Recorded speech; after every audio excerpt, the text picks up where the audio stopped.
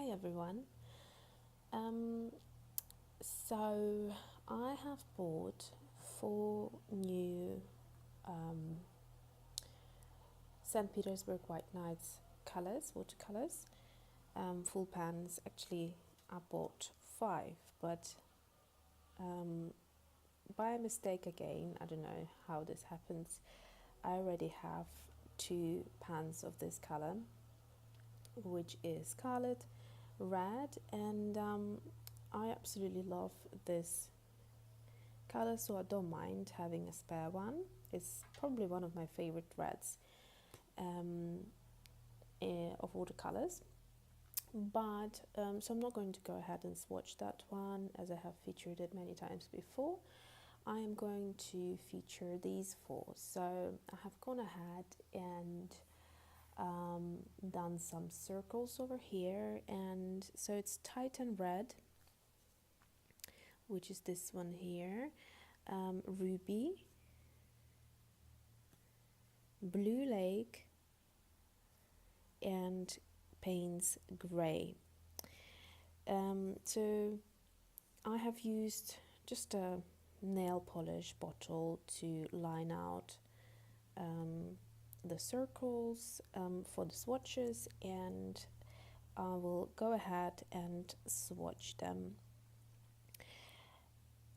Also, I hope you won't hear any noise of the building, which has been driving me nuts for days. Actually, I have been severely underslept because my son didn't sleep very well for 2 nights, and then I couldn't nap during the days because it just is horribly loud outside. And yeah, it's literally, if I just show you, so here is our balcony, and right there you can see those lovely builders. It's happening right there, so they have these massive trucks coming in and out, and I have the door closed right now and still can hear the noise, but with it, it's literally like crazy loud. So anyways, today I managed to sleep very well for the first time in 3 days, so I feel refreshed and quite rested, so I feel quite good. So yeah, let's go ahead and swatch these little babies. Before I go ahead and swatch them, I wanted to let you know that these particular pans, and I have a feeling it's the new ones, because if you remember from my previous videos, these pans are new and these are old. So they look like this, they're transparent, and they're slightly different in size. So anyways, I have a feeling these are the new just by the shape of it. And also, for some reason, some of them come with stickers that give you the pigment information and the light fastening.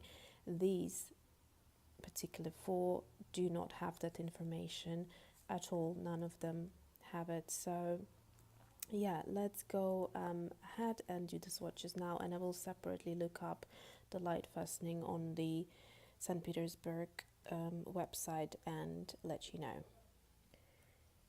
Okay, so I have gone on the Nevsky Palitra website for St. Petersburg White Nights and checked out the pigment info. So Titan Red is a PO 36, and it has all 3 stars. And if you remember, I mentioned that they have a rating from 1 to 3 stars, and 3 is being the best, because some watercolors have a rating of 5 stars. So don't think that because it's 3 it's not top light fastening. It is. And so then we have Ruby, and Ruby is PR 170, also 3 stars. Blue Lake PB1, just 1 star.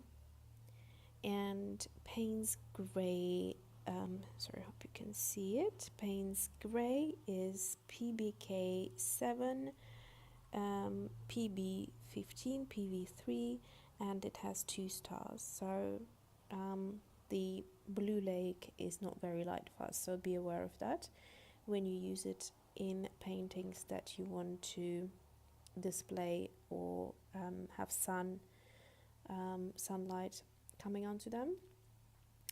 And so that's it. And also I think all of them are transparent except for Payne's Grey. I think Payne's Grey is semi-transparent and the rest are all transparent.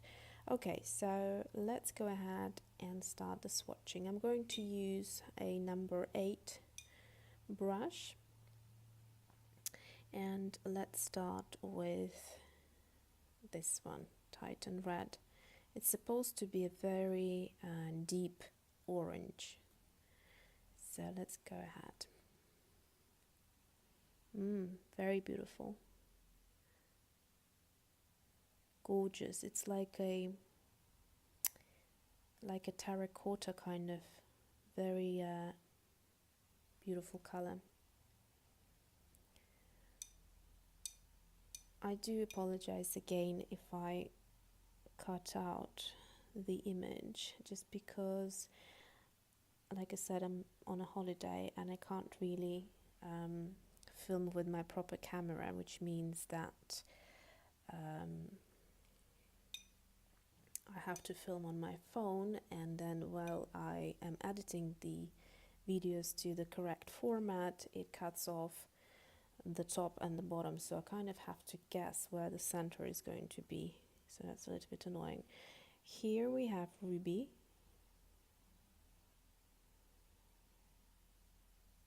Very pretty as well, actually much prettier than I thought it would be. Let's have a look what it looks like with a bit of water. Yes, with a bit of water I don't like it that much when it's very washed out, but it gives you a pretty pink. If you saw my video yesterday, it would have been perfect for that. I think also what I will do is, once I have swatched these, I think I'm going to go ahead, let's try and pick up some color. Picks up quite nicely as well. I'm going to go ahead and see what colors I can mix with these 4 and create some beautiful violets and all that.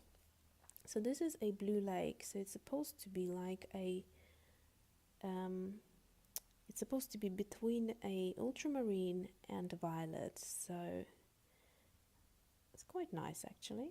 I prefer it to ultramarine.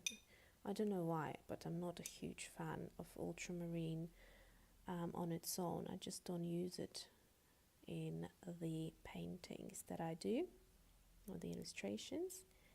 Flow is quite pretty, as you can see. So that's Blue Lake. I hope the lighting is good today. And then finally we have Payne's Grey over here. And Payne's Grey is a convenience color because it can be mixed, but it's hard to mix to the exact coloring as it comes out. So I love Payne's Grey.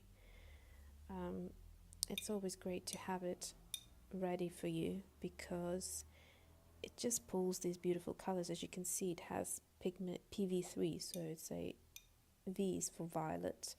So it's going to have that bit of kind of bluish, sort of purpley kind of thing going on, very mildly, but yeah. So it's not on a, it's like a grey on a cool side rather than warm side, and I love it. So that's Payne's Grey. Okay, I'm going to zoom in. They're still wet, so I'm going to zoom in now as they're wet, and then we're going to come back when they're dry and see what they look like, and also what other colors I can mix. Okay, so while these are still drying, they're almost dry but not quite yet, I'm going to go ahead and basically mix every color with each of these colors. So Titan Red will be mixed with Ruby next, then Blue Lake, and then Payne's Grey. So I've got 3 circles over here, and then Ruby will be mixed with Titan Red, Blue Lake, and Payne's Grey, 3 here, and so on and so on. So I want to see what colors I can mix with those that I have bought, and check out the mask that I have in my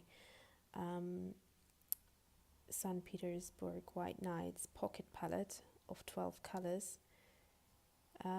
Yeah, those are the 4 that you've seen me purchased last, and then I have another 4 here, so that's additional 8 colors. And I have been searching the internet to find a good empty palette to keep it in, so I thought either to use one of those metal tin palettes that have no inserts, you just stick them basically in, but these are full pans, so I'm not sure how that would work, and I haven't found a good one that I can purchase. The only other thing that I can do is purchase one of these empty, but they don't seem to sell them empty where I usually buy them, so I thought they're not available. So like Amazon or Jackson's Art don't have this palette empty, they sell them already with stuff, and it's quite cheap, so it's £14 with watercolors, so I would imagine maybe that's why they don't sell it separately, but it does exist on its own from what I've seen on, I think, Nevskaya Palitra, if I'm not sure. I think I did see it.